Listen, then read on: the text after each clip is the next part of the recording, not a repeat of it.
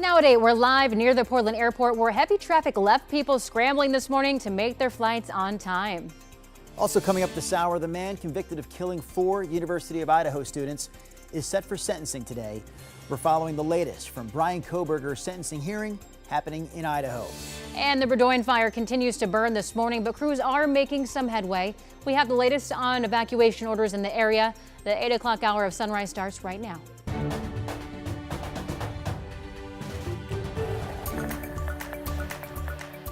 Good morning, and thank you for joining us live at 8 o'clock. I'm China Green. And I'm Drew Carney. It is a Wednesday morning. Chris McGinnis is rocking and rolling, ready to go with a look at weather and traffic. And we have got blue sky over downtown Portland now. We had a few puffy little clouds over downtown earlier. They're gone. The cloud cover dissolving here very, very quickly here. 62 last check at PDX.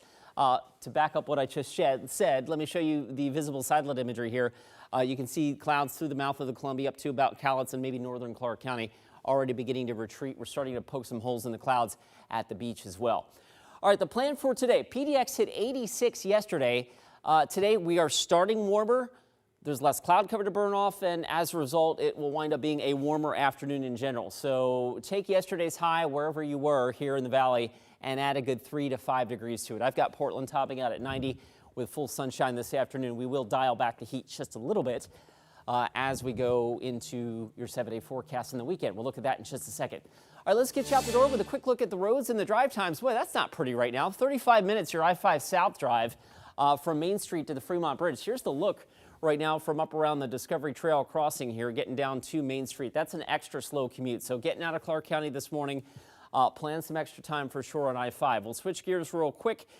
Door number 4 takes us to the Sylvan Hill. That too is running slow. I showed you the I-5 drive time, the I-205 drive time up a little bit. And right now the inbound Sunset averaging right around 25 minutes or so to get you in from Brookwood Parkway. I also want to zoom in down to, well, we get back to Airport Way here. We had major delays on Airport Way westbound getting to the terminal at PDX this morning. You can see right now things have improved, but reporter Thomas Schultz is live on the scene now. Thomas, what can you tell us about the cause of those delays and what drivers are looking for right now if they're about to hit the roads? Sure, Chris. Yeah, the cause of the delays, it seems like the Port of Portland telling us that it was a road paving project that was going on overnight, leading to massive delays. But I want to come over here. We're with Alex McPhee, one of these passengers who was planning on catching a flight at 7 o'clock this morning. What happened instead, Alex? Yeah, so I got here about an hour and a half early.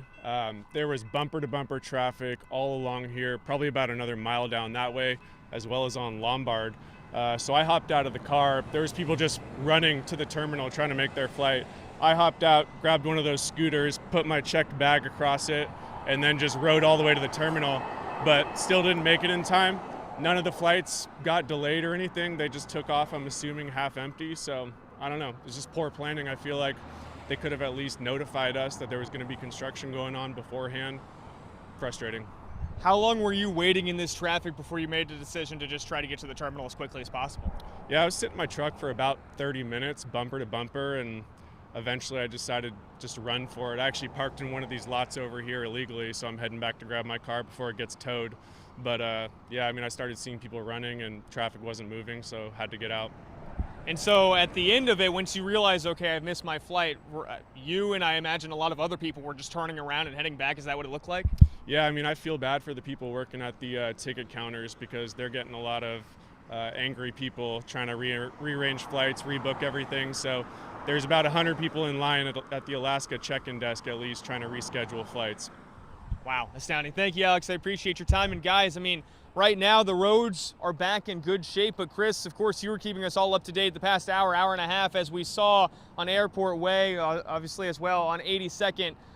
A lot of traffic, a lot of heavy congestion, as Alex just told us, of people trying to make those flights. Again, sounds like a lot of people, unfortunately, were not able to make those flights. Guys? And we also want to let you know about a house fire in North Portland. The fire started about an hour ago. Firefighters tell us that there were 7 dogs in the house. They were able to resuscitate 3 of the dogs, but sadly, 1 did not make it. The other dogs were uninjured. All of the occupants in the house safely made it out. Fire crews are investigating the cause of the fire. A Vancouver resident and his dog are also without a home after this house fire started just after 5 o'clock this morning on Northeast 51st Street. A firefighter was also taken to the hospital, suffering minor injuries during that firefight.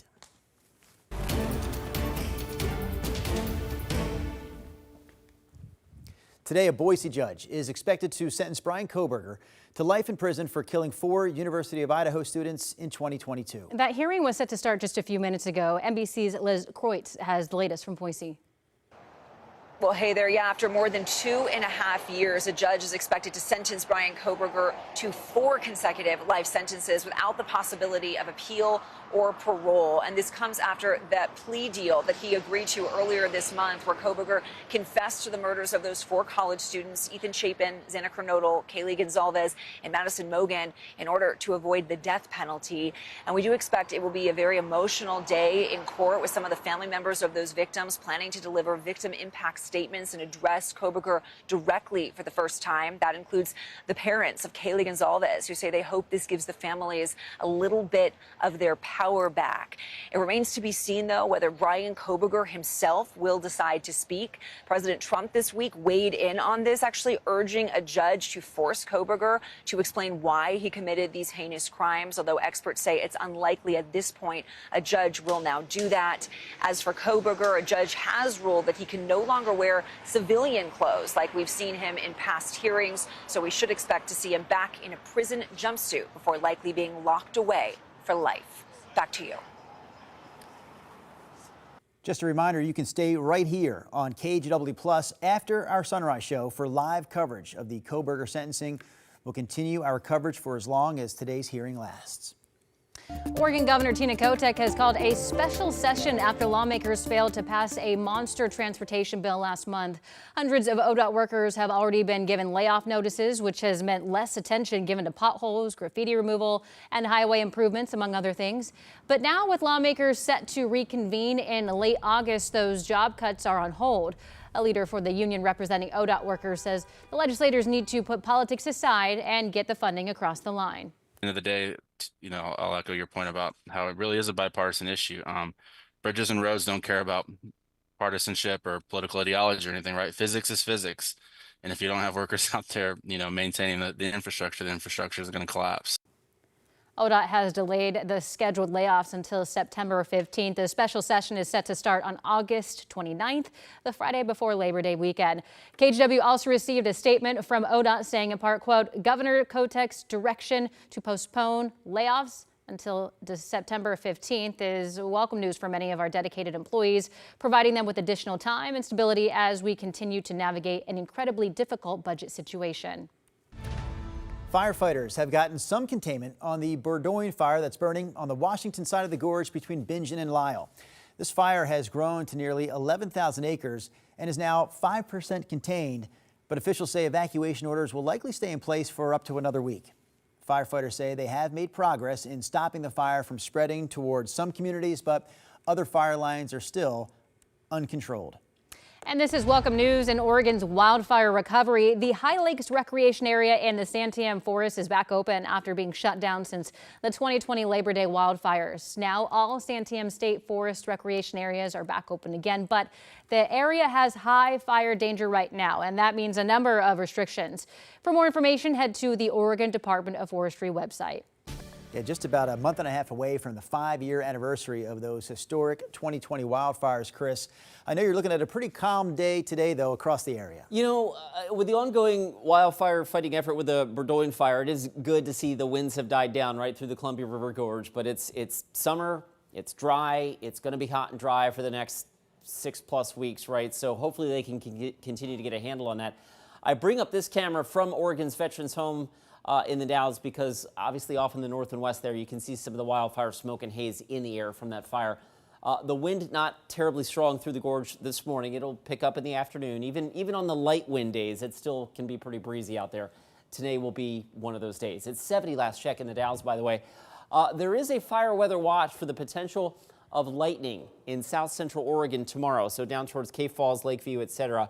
Obviously, storms are a double-edged sword. You need the rain, but a lot of times they bring lightning, and lightning can be the start and the cause of new fire starts. Let's get you out the door with a look at the visible satellite imagery now. And again, a little cloud cover that we had over downtown already retreating, and we're starting to poke more holes in the clouds at the coast, a sign of the warmer weather in our forecast today. It's 62 now at PDX, and across the region right now we're 64 in Camas. Battleground sits at 60. We slide down to the south, Wilsonville 64, and now Salem 65 degrees. Futurecast again shows whatever cloud cover that we have, even at the coast, will retreat pretty quickly today, leaving us with a sunny day and again a warmer afternoon with highs getting up to near 90 here in Portland, 90, maybe 91, 92 down towards Aurora and Salem and Wilsonville. And then we'll dial back the heat just a little bit as we go to tomorrow, 86 on Thursday. Then we get into that morning clouds, afternoon sunshine routine Friday, Saturday, and maybe even Sunday too. So with the morning clouds, how fast they burn off ultimately will dictate, do we get to 80, 81, or do we stay 78 to 79, right? But in any event, quiet forecast heading into the final weekend of July. Let's get you out the door with a look at the roads. We talked about that big traffic alert near the airport, so here's the update on that. Traffic is essentially back to normal getting to PDX and the terminal this morning. Be aware that road work and overnight road work, we think the paving was to blame for those huge delays earlier this morning. And that paving work continues overnight tonight. So if you have a flight to PDX tomorrow or maybe Friday morning, just be aware that you might need some extra time. All right, the drive right now out of Clark County is lined up on I-5. That's a slow commute this morning. 35 minutes gets you in from Main Street to the Fremont Bridge. Other drive times are about what you would expect for this hour of a Wednesday morning commute. I do want to highlight one other traffic alert down in Marion County. It's the Donald Aurora on-ramp to I-5 northbound. That's video from earlier this week. The northbound on-ramp is closed and will be closed through August 3rd as ODOT does some major reconfiguration there. And all of that traffic has been detouring onto Highway 551. Drew in China, I can tell you Highway 551 northbound has been very busy this week. So if this is the first time you're watching the news or the first time you're traveling on that route, just know that that's going to be an extra busy commute over the next 10 days. Yeah, that's a good heads up, Chris. Thanks for that. Coming up here on the Sunrise Show, new fees are coming for anyone that wants to paddleboard, kayak, or a raft in Oregon. We're going to let you know just how much it'll cost you after this. The KGW Plus TV app, streaming 24/7. Local news from the team you trust on your time. Track how the weather will impact your day. It's certainly becoming increasingly hazardous. Extended, continuous coverage of breaking news live from the scene. That snowpack is still heavy. Go deeper with in-depth interviews and exclusive reporting. All the local news you need, live or on demand. KGW Plus. Download on your TV and watch for free.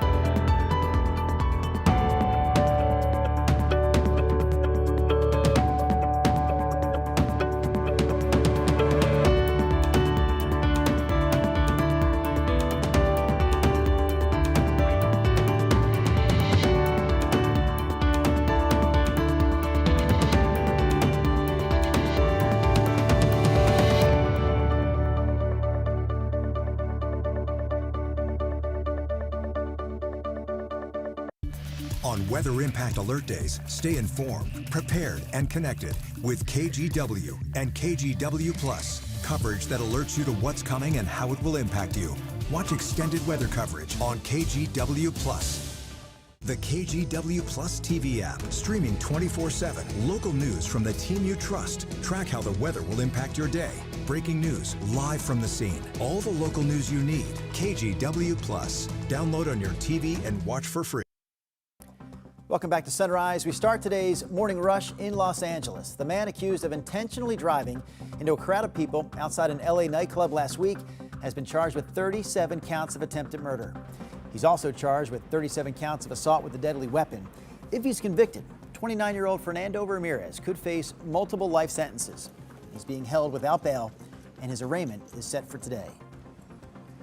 The Trump administration announced it's withdrawing the U.S. from the UN cultural agency known as UNESCO. President Trump also pulled the United States out of UNESCO during his first term, but the U.S. rejoined during the Biden administration. According to the Associated Press, the White House says it believes U.S. involvement in UNESCO is not in its national interest and accuses the agency of promoting anti-Israeli speech. According to a report from the Department of Agriculture, the price of a pound of beef in the U.S. has jumped almost 9% since the start of the year. Experts say the price hike has been decades in the making, really, with ranchers battling an extended drought, smaller herds, and a rise in imported beef. All right, back here locally, starting next year, all small boats, now this includes kayaks, rafts, and stand-up paddleboards, you're going to need a permit to use them in Oregon. Permits will cost between $6 and $35 depending on their duration, and if you don't have one, you could get hit with a $115 fine. The Oregon Marine Board says this new rule does not apply to things like river float tubes or kiteboards. And that's a look at your morning rush. The president of Clackamas Community College is spending his summer running to all of Oregon's community colleges. He's doing it to raise awareness of the challenges students face when it comes to meeting their basic needs and learning how to say the word students. So yesterday, this is what happened. Tim Cook arrived at Chemeketa Community College in Salem. It's leg 10 in his goal to visit all 17 community colleges in the state on his own 2 feet this summer. That's a journey of about 1,500 miles in 50 days, and when you do the math, it's more than a marathon a day. For several years, I've been very, very concerned about students that were living in their cars, students that didn't have enough to eat, students that couldn't pay their electric bills. They were making choices about whether to stay in school or whether they had to drop out and work.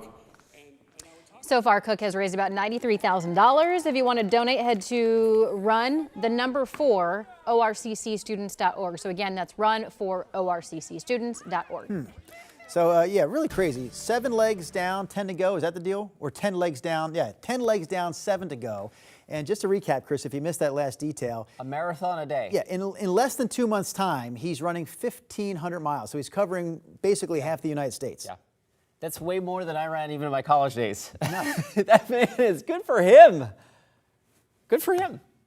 Absolutely good for him. Good for him. Yes, yes. Smile and nod. Let's get you out the door with a look right now from Timberline Lodge. We are blue over the mountain this morning.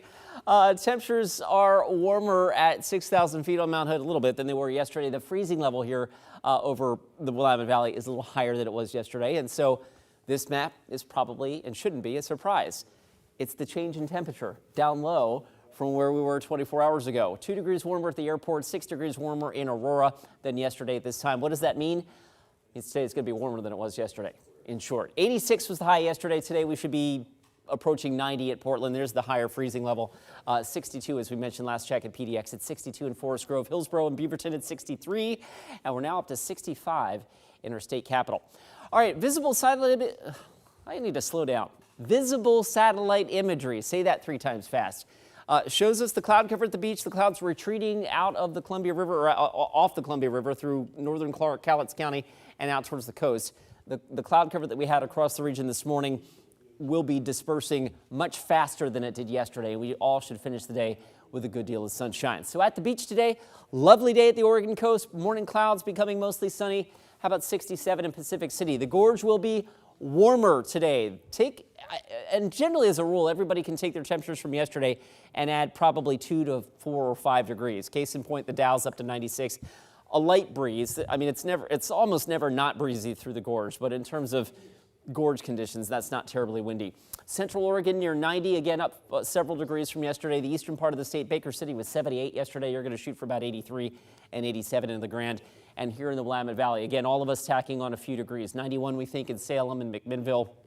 I'll head up to Clark County and Cowlitz County. How about Longview? 84 today, 90 in Vancouver. If we get there, and I think we will here in Portland, this will mark our 10th 90-degree day of the summer so far. Mid-70s by noontime and about 86 to 88 by 3 o'clock, and I think we hit 90 in the 4 o'clock hour. So be prepared. It's going to be a hot afternoon.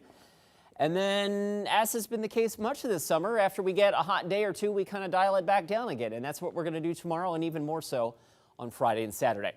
All right, let's get you out the door with a look at the roads. The traffic improving. This is a big deal, by the way, near Airport Way. We talked about this extensively this morning once we found out about the massive delays on Airport Way getting to PDX. So here's the deal with that. The traffic has improved for now. There is more overnight road work and paving scheduled tonight and I think tomorrow night as well. So if you have a flight to PDX tomorrow morning, be aware we've got reports coming into our newsroom of folks being 90 minutes delayed this morning because of the road work near Airport Way. So just be aware of that if you have a flight tomorrow. Improvement in the drive out of Clark County, I-5 southbound now. The end of the line is moving farther south. That said, it's still a 30-minute commute from Main Street and elsewhere. The drive time's in check, not terrible, but it's slow. 31 minutes right now gets you north from Wilsonville, and the inbound drive on 84 just shy of 30 now from Troutdale to downtown. Drew, China. Thank you, Chris. Still ahead, new information that sheds some light on the man accused of shooting traffic cameras across Portland. Stay with us. The KGW Plus TV app, streaming 24/7. Local news from the team you trust on your time. Track how the weather will impact your day. Certainly becoming increasingly hazardous. Extended, continuous coverage of breaking news live from the scene. That snowpack is still heavy. Go deeper with in-depth interviews and exclusive reporting. All the local news you need, live or on demand. KGW Plus. Download on your TV and watch for free.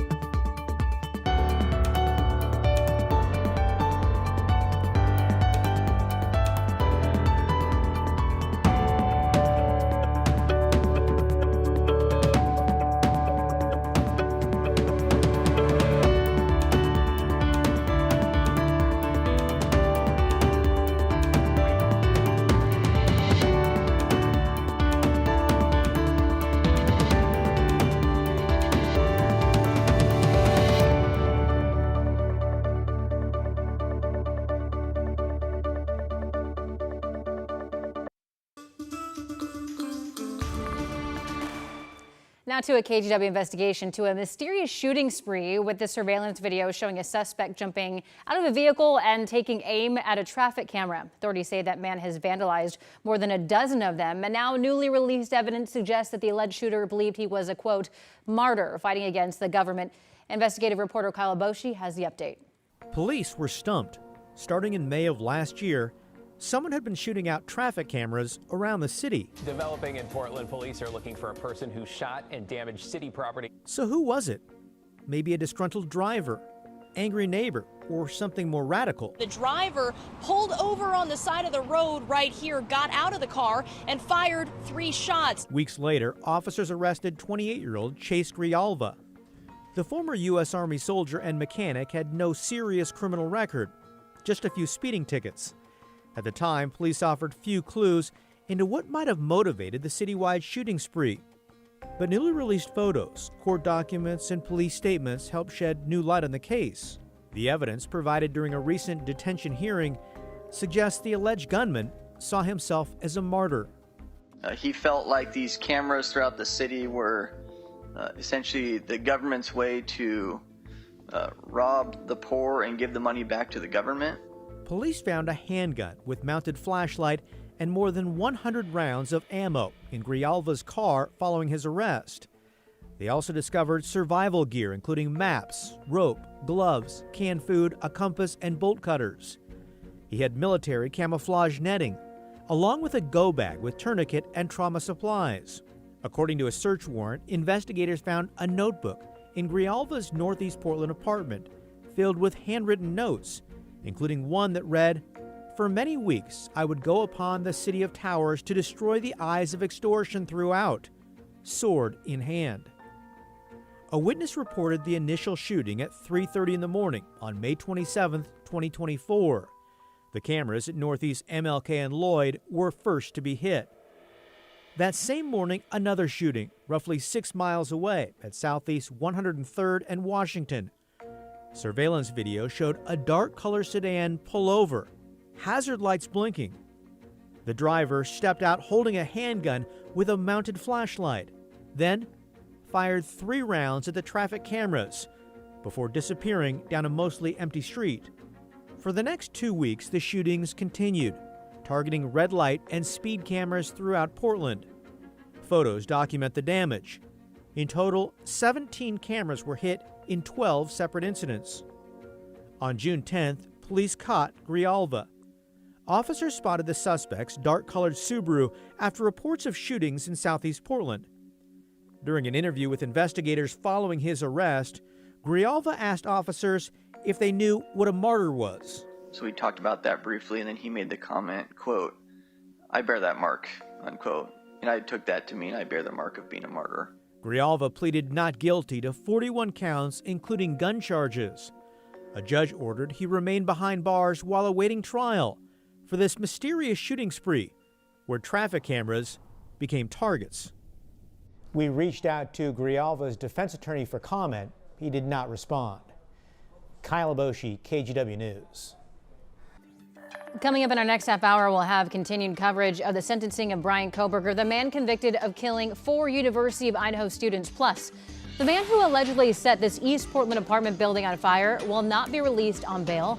Why one family who lives there believes they were being targeted.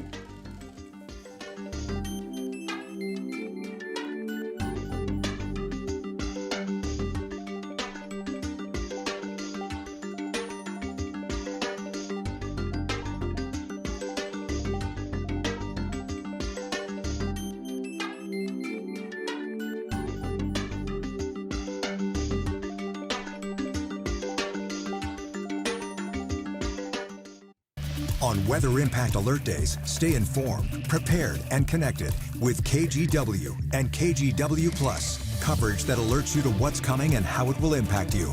Watch extended weather coverage on KGW Plus. The KGW Plus TV app, streaming 24/7. Local news from the team you trust. Track how the weather will impact your day. Breaking news, live from the scene. All the local news you need. KGW Plus. Download on your TV and watch for free.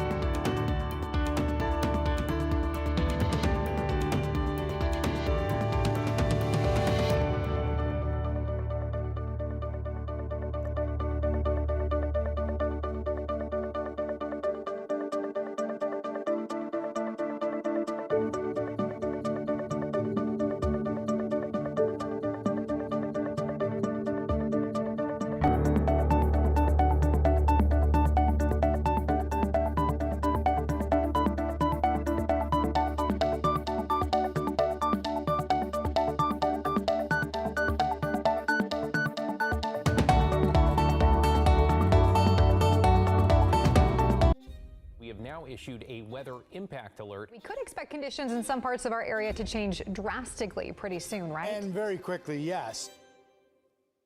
This is significant rainfall coming our way. You'll definitely want to be extra cautious. It's certainly becoming increasingly hazardous.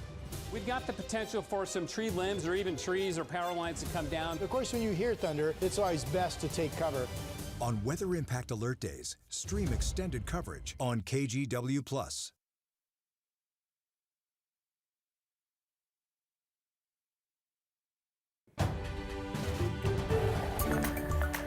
Good morning, I'm Drew Carney. A judge in Multnomah County ruled that the man accused of setting fire to an apartment building on Portland's east side will not be released on bail.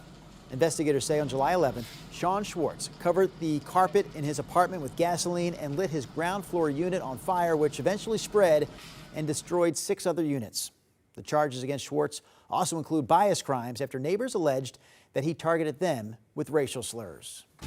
All right, Chris McGinnis, what do you have for us in the Weather Center? Sunshine, in a word, sunshine and warmer weather today, too. We're 62 last check at PDX. We're 63 now in Hillsborough and Beaverton and Forest Grove. And as we slide down towards Salem, 65 in Salem. The warm spot on this map right now, never mind, I think the Canby thermometer is askew, but 66 in Dallas. All right, the plan for today has us up to near 90 degrees here in the Rose City. So take your high from yesterday and add 2 to 5 degrees to it. That's what we're looking at today. And then we'll dial back the heat a little bit on Thursday And Friday and Saturday too, as we go back into that morning cloud, afternoon sunshine routine to start the weekend.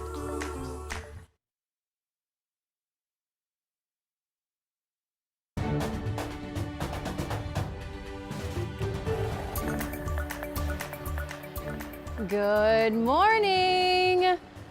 Hot dogs and baseball go hand in hand, but one team in Illinois took it to new heights, literally in a bid for a unique world record. They dropped 2,600 packaged hot dogs from a helicopter, calling it the Wiener Drop. Drop celebrated the launch of a new beer, and if verified, it would be enough to beat the current hot dog drop record of 2,500. I didn't know this was a thing. Of course you didn't. Why would you? But it is. So, anything you want to say to the baseball fans who may be watching this morning, China? Good morning. Hope it was tasty. Yeah. Ketchup or mustard? Yeah, very interesting. Hey, thank you for joining us. We got a lot to get to. Let's start with weather. Sunny out there this morning. Sunny and warmer. That's the story for our, what day is it? Wednesday. We're halfway through the work week. It's 62 last check at the airport, 62 in Vancouver. Beaverton, Hillsborough, Forest Grove checking in with 63. And one of the warmer spots on this map, Dallas, 66. Salem and Kaiser checking in with 65 degrees. Visible satellite imagery. I've now stumbled on that multiple times. Perhaps I should go back to bed. We have cloud cover retreating up the mouth of the Columbia River here and also through along the Oregon coast. That will burn off faster today than it did yesterday. Today will be warmer than yesterday. PDX hit 86 yesterday. We'll be there by 3 o'clock and we'll be up to near 90, I think, for a high this afternoon. It's kind of a one-day heat spike, not overly hot, but warm enough for sure. And then we'll dial it back down a little bit as we go into the rest of the week. We'll look at that forecast in a minute. Let's get you out the door with a live look at the roads. A couple of slow spots out there remaining. I-5 from Clark County is improving. Highway 26 still pretty slow at the Sylvan Hill. Let's take you there. It's Clark County, that is. I-5 southbound right now, still bunched up south of Main Street, puttering along at about 13 miles an hour. It's still pretty close to a 30-minute commute to get you in from Main Street down to the Fremont Bridge. The inbound Sunset's also a little slow and go right now at the Sylvan Hill. You're looking at 25 from Hillsborough. Real quick, back down into the Donald Aurora area. Again, that on-ramp to northbound I-5 has been closed all week. It will be through August 3rd. That's some video from earlier this week as ODOT's doing some major ramp configuration there. So consequently, all of that traffic taking Highway 551 instead. So just be aware over the next 10 days or so, that's going to be an added slow spot on your morning commute. A big slow spot on this morning's commute was getting to PDX. Thomas Schultz is live now out near the airport. Thomas, what happened, and is this possibly something that could happen again tomorrow morning? Yeah, Chris, we don't know if it could happen tomorrow morning just yet, but it was a big problem this morning and it's leading to even bigger issues for people here at the airport. Let's break down exactly what happened. Early this morning, people traveling to PDX were stuck in bumper car traffic, essentially, as they were trying to get to the airport. The reason why? They were repaving roads from 8 p.m. last night to 8 o'clock this morning. And I got to be honest with you, Chris, right here in the terminal here at PDX, it's the busiest I've ever seen it. I want to show you just the sheer number of people over at Alaska Airlines. You have to imagine a lot of those people are just looking to rebook flights. We've already spoken to a handful of people out here who are just waiting for their next flight after missing their initial flight this morning. They say maybe the flights were halfway full. There were people walking, they say, on Airport Way, trying to get to PDX. A lot of people here were trying to make flights by 7 o'clock in the morning. Now, their flights are rebooked to maybe 12:30, 2 o'clock in the afternoon. We spoke to a family going to LA, going to Disneyland. Their flight took off without them, and now they're waiting for their next one. We spoke to a man going to Denver. Same problem. Now he has to wait till 2 p.m. You would imagine a lot of people here are just waiting at Alaska, trying to see what their next flight's going to be. I want to take you over this way too, because look, that's the line, trying to see what comes next. Here's all the other people just waiting around, waiting for those next flights. You can see people just milling around the terminal here at PDX. Again, I've never seen it so busy just on a random day. A lot of this, you would have to imagine, is due to the construction that happened last night and into the early morning, forcing people to miss flights. We spoke to a man earlier, you guys might remember, in the 7 o'clock hour, who told us as well, he had to park illegally and try to take a scooter in. He couldn't make it either, so now he was going back to his car and had to rebook his flight as well. Just a complete mess. The overall sentiment here, as you would imagine, frustration, but also a lot of people wondering, why didn't we get any notice? Why weren't we told at all about this paving happening that delayed our ability to get to PDX, ability to park, ability to just reach the airport? I mean, a mile away from where people were trying to turn on 82nd onto Airport Way and into PDX, maybe about a mile. We heard that was a 45-minute to an hour-long wait for people trying to make flights out here. And again, no notice, leading to a lot of frustration and now a lot of rebookings here at the airport. Guys? Thomas, thank you.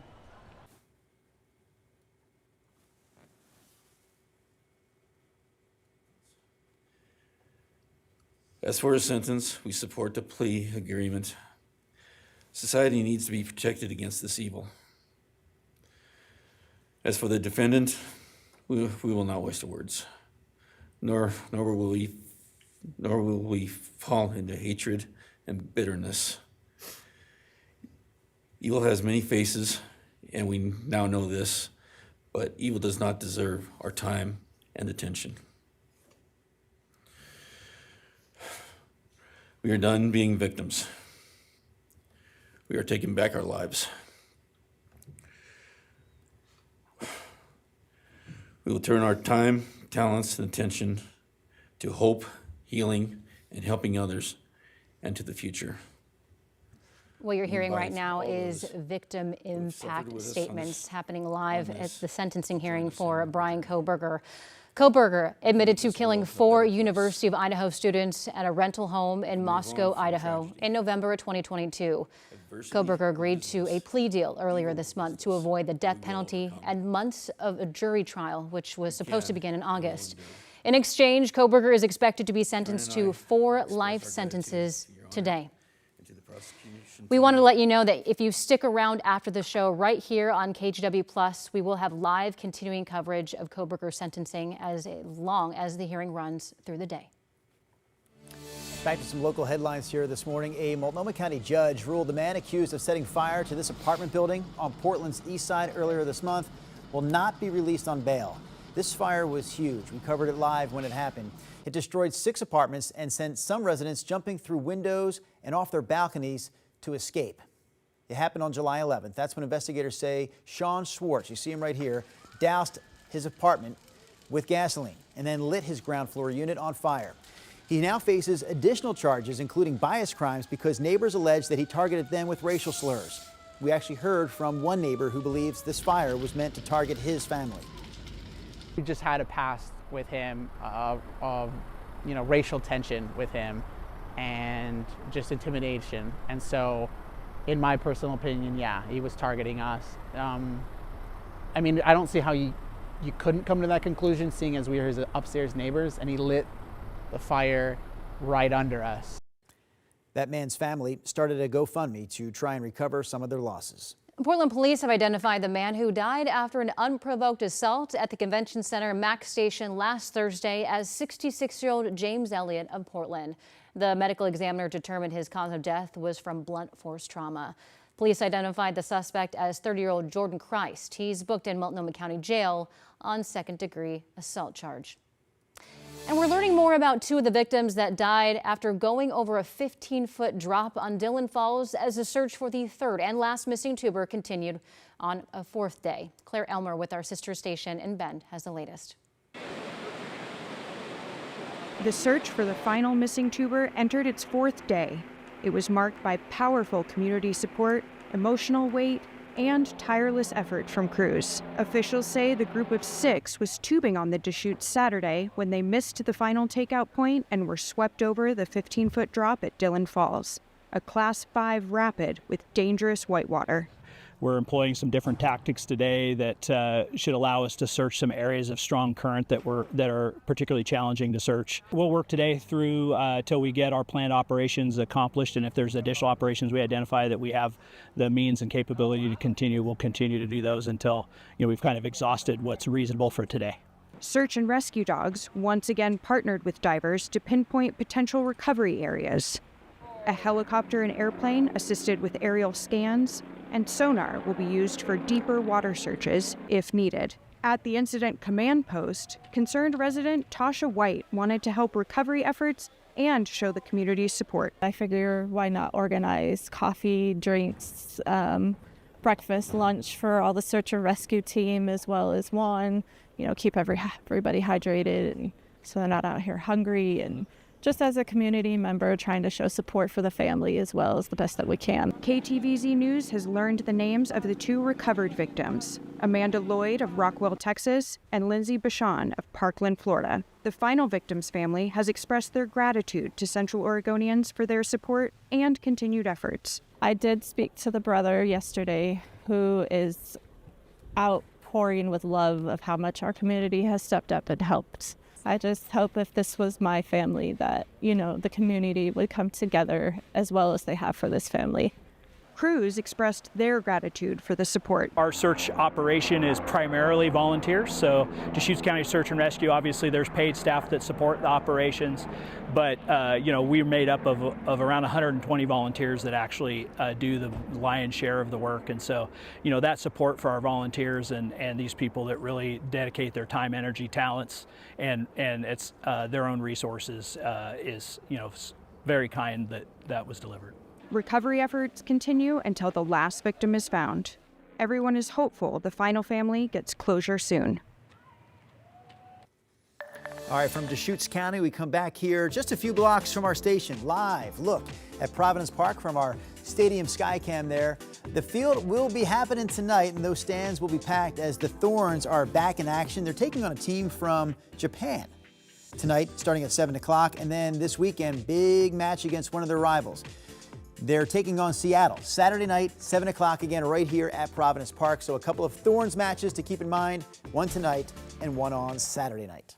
And the temperature there should be warm, but not as warm as we've been this summer. How about 82 for kickoff today or tonight? That should be pretty comfortable. All right, here's a live look from our Wells Fargo sky camera. You can see just a little bit of broken cloud cover off in the distance. At last check, 62 degrees. I point out the freezing level because it's a smidge higher than it was yesterday, so the air above us is a little warmer than it was yesterday. The air down here is a little warmer already than it was yesterday. You can see where we're going. Today will be a warmer day. It's 65 now in Sherwood. Happy Valley checking in with 61. Across the state, one of the warmer spots on this map anyway, the Dow's at 70. And Baker City has warmed to 60 at last report. All right, visible satellite imagery again showing the cloud cover retreating. We had a little intrusion up to like northern Clark County, even a few clouds here in downtown. But as I look out the window here from our studio in downtown, they're gone. And even at the beach, those clouds should be retreating here pretty quickly through the day. Futurecast bears that out with a mostly sunny day for most of the state of Oregon today. Futurecast has us inching towards 90 late this afternoon. And then we'll dial it back just a little bit as we go into Thursday. So today will be the peak of the heat this week at 90. Overnight lows tonight get down to about 61 or so. And then Thursday, mid-80s. Friday, Saturday, and maybe even Sunday. Right now I have Sunday depicted as sunny, but Sunday may be one of those morning cloud, afternoon sunshine days. And as such, with the morning clouds, that'll take a little while to burn off, and so our temperatures will cool a little bit. There is some sign that we could be warming back up next week. But hey, it's late July as we close out the month, and it's dry and it's warm. All right, let's get you out the door with a live look at the roads. And for that, we take the live look at the roads. We go to Clark County, I-5 southbound. Actually, we'll get there in a second. Highway 26 inbound, still a little slow at the Sylvan Hill. There's the live look right now. All three lanes kind of slow and go coming down from 217 to 405. At last check, that's still a 25-minute ride to get you in from Hillsborough. I-5 from Wilsonville is heavy through the 205 interchange. That's a 37-minute commute now to downtown. And last but not least, back to that Clark County drive, which is still a little slow getting across the Interstate Bridge. And at last check, that one averaging 26 minutes down to the Fremont. Guys? All right, Chris, covering a lot of ground for us there. Thank you for that. After the break, how a small community transformed part of their neighborhood on Portland's Central East Side into a meetup spot for family fun. We'll have that story for you right after this on Sunrise. Hey, I'm Blair Best, and tonight at 6:30 on The Story, we're taking you to Topaz Farm on Sauvie Island. Proposed changes to state agritourism laws could spell the end of popular attractions that small family farms say they rely on. Watch the story tonight live at 6:30 on KGW or anytime on our TV app, KGW Plus. Have a great morning, and I'll see you tonight.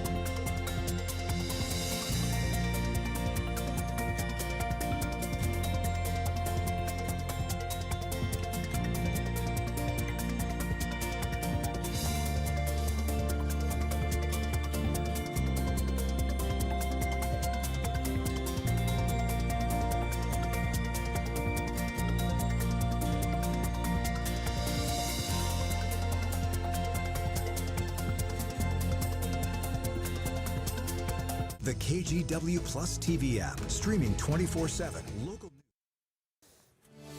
Welcome back to Sunrise. Families in Southeast Portland are celebrating after they reclaim part of their neighborhood that used to be a magnet for garbage and criminal activity. KGW's Catherine Cook went to check it out. It's called the Dream Plaza. The corner of Southeast 9th and Taylor. We built this for the community. Is now the intersection of a dream. Now it's time to share it with the community. And reality.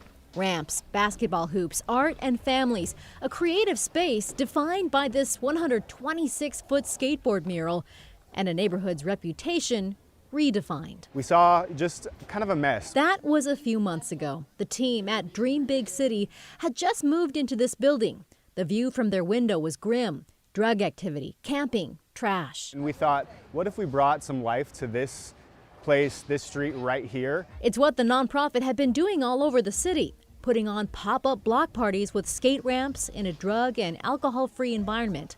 They call them fam jams, and families are grateful. And the kids have gained a lot of friendships and community that they can't get anywhere else, and it's all because of fam jam. Just with your friends here, just skating and doing activities. You don't need to be doing all that other stuff. You don't need to be getting in trouble. We need more of this. Now they have a steady home for it right here, at least for the next year, thanks to a permit from PBOT. It's called the Portland Dream Plaza. Executive Director Alex Morrell says this couldn't have happened without collaboration. Creatives bring the passion, but the city, PBOT, Central Eastside Industrial Council, they brought all the energy too. Besides those using the plaza, nearby businesses are also excited about this place and the impact they say it's already having on the neighborhood. It's brought in a little bit more of a safer kind of atmosphere for everybody around here. Once upon a time, the whole street was taken up by trailers, homeless encampments. While challenges remain, change isn't just a conversation now. It's something you can feel. In Southeast Portland, Catherine Cook, KGW News. All right, from that report from Catherine, we send it over to Chris McGinnis talking a little weather on this Wednesday. That's a pretty shot. Actually, Drew from the Timberline camera pointed south towards Mount Jefferson. It was hazy earlier. The sky beginning to clear out there as it is over downtown. This is the live look from our Wells Fargo sky camera. 62 last check at PDX. Temperatures are a smidge warmer than yesterday at this time. Freezing levels just a little higher than it was yesterday at this time. Beaverton's already up to 69. The Dalles sitting at 70, so is Bend. Baker City at last check, 60 degrees. All right, now that we've been up and at it for a little while longer, the sun has been up for a little while longer, the visible satellite imagery gives us a little better picture of what's going on here. A little bit of cloud cover over let's say the northern half of the metro area up through Clark County, retreating towards the coast. Coastal areas are slowly starting to clear out as well, and that trend will continue through the day today. That's what Futurecast bears out. We will finish the day with wall-to-wall sunshine. So sunny and warm to hot. If you consider 90 hot, today's going to be hot. Let's fast forward into tomorrow morning and show you Futurecast. We get another marine push tomorrow, so there's a chance we wake up to some clouds here in the metro area and maybe some widespread cloud cover south of the Eugene area as we get a push down there. The other thing I wanted to point out is that tomorrow afternoon there is the chance for some thunderstorms across south central Oregon, and that area under a fire weather watch for the potential of lightning strikes, gusty winds, etc. Lightning strikes obviously could could spark new fires in that area. So something we're obviously going to be paying close attention to. The Chinook Winds Casino Resort camera in Lincoln City already, I love it when the cameras back up what I'm trying to forecast here. We're starting to see some breaks in the clouds there, a little blue sky trying to make its way, make itself seen at the beach. And eventually we will see sunshine with decreasing clouds today. 66 in Astoria. The Columbia River Gorge warmer than yesterday. Everybody can pretty much take yesterday's high temperature and tack on 2 to 5 degrees. Case in point, the Dow's getting up to about 96. Madras in the 90s this afternoon. Sun River probably gets to about 88, 89 in Prineville and across the eastern part of the state. Baker City hit 78 yesterday. Today you'll shoot for a high of 83. All right, up and down the I-5 corridor, Salem, Eugene. Eugene I include here, even though it's not explicitly in this graphic. Eugene will probably be up to near 90. And then up to Southwest Washington, Longview up to 84 and Vancouver to 90 as well. Here's a look at our hour-by-hour forecast. By lunchtime, we should be about 76 to 78 here in Portland. So getting to 80 before 1 o'clock. And well into the 80s this afternoon, eventually topping out near 90 later today. That's our forecast. 86 tomorrow, so we dial back the heat a little bit. And as we've been mentioning, Friday, Saturday, and maybe even Sunday, we'll go into that morning cloud cover, afternoon sunshine routine. And so depending on how long the clouds take to burn off, that'll have a direct impact on the afternoon high. Right now we're forecasting about 80, but some of those days could be as cool as 79 or so. Not bad, really, for the last weekend in July. We know it can be hotter, of course. It has been hotter. That is a look at some road work near the I-5 Donald Aurora interchange. ODOT, of course, is doing a lot of work down there this week and next. The northbound on-ramp is closed through August 3rd. And so if this is your first venture out of that area, just know that all of that traffic is detouring to Highway 551. 551 northbound has been a little tough the last couple of mornings. It will continue to be slow right on through next week as well. Inbound Sunset still riding the brakes pretty hard from Sylvan. Right now 16 miles an hour is what that drive is showing here on our traffic sensors. At last check, we're up to 24 minutes to get you in from Hillsborough. The 40-minute ride is from Wilsonville, so that's slow and go, obviously, through Tualatin and then through the curves, and then I-5 out of Clark County. The end of the line, guys, has made its way down to the interstate bridge, but from there you've got a solid 28 to 30 minutes to get you down to the Fremont. All right, Chris, we appreciate that update. We also have some birthdays to get to this morning, 2 as a matter of fact. We start with Maddox. Maddox is 3 years old. What do you think the giraffe's name is, China? All right, good look at Peter there and birthday boy Maddox. And then we also have Ace celebrating birthday number 72. Way to go to Ace, or way to go Ace. Thanks for being a part of our Sunrise Show this morning. If you have a birthday shout out you'd like us to share on the air, you can email us. The address is birthdays@kgw.com. The KGW Plus TV app, streaming 24/7. Local news from the team you trust on your time. Track how the weather will impact your day. Certainly becoming increasingly hazardous. Extended, continuous coverage of breaking news, live from the scene. That snowpack is still heavy. Go deeper with in-depth interviews and exclusive reporting. All the local news you need, live or on demand. KGW Plus. Download on your TV and watch for free.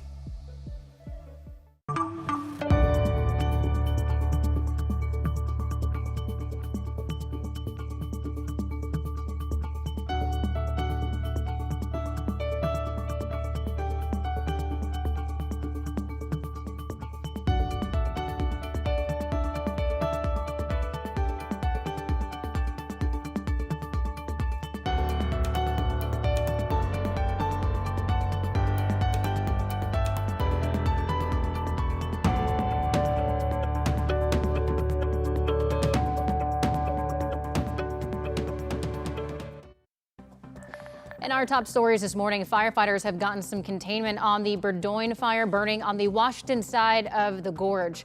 The fire has grown to nearly 11,000 acres and is now 5% contained. Officials say evacuation orders will likely stay in place for up to another week. A Multnomah County judge has decided that the man accused of setting an East Portland apartment building on fire will not be released on bail. Investigators say on July 11th, Sean Schwartz doused his carpet with gasoline and lit his ground floor apartment unit on fire. That fire spread, destroying 6 apartments and sent residents jumping through windows and off balconies to escape. Schwartz is now facing additional charges, including bias crimes, after neighbors alleged that he targeted them with racial slurs.